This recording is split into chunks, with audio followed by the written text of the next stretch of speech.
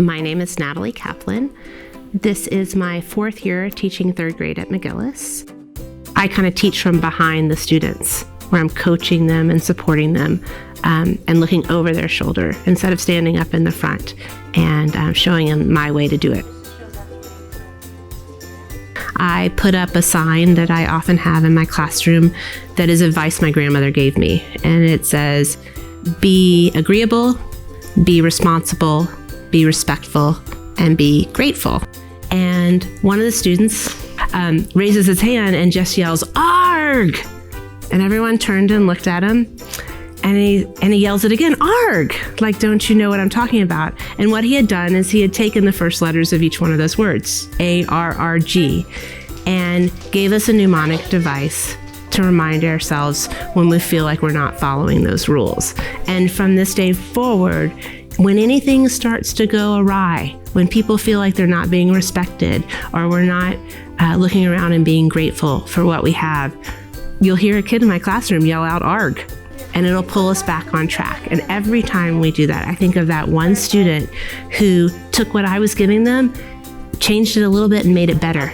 Everything shifts where I'm not teaching them, but I'm learning from them, and they're adding to our classroom.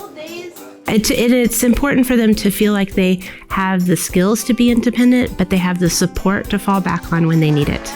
And they have that so much at McGillis, and especially in third grade. Anyone can learn as long as they can find engagement and interest in what they're being taught. And I can, not that I'm a superstar or anything, but I can teach anyone math if I can figure out what is my connection with that child and how can we approach this together. I want my students always to know, and the parents too, that I'm your child's biggest advocate. Some of you have islands that are right there, and some of you have islands that are far away, like Puerto Rico. I am much more interested in giving my students an opportunity to ask questions about what if, and what might happen, or have you ever thought about it this way? Or the one I really love is when students ask me, what needs to happen so that we can do this?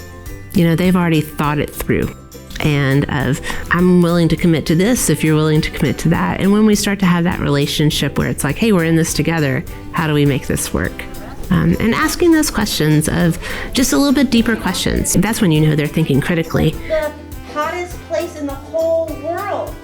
I feel like at the beginning of the year I'm out in front, but every time I'm stepping back further so that the children can step forward on their own. It's really a partnership that we have to form so that we can fully support your child to become the person that they're destined to become.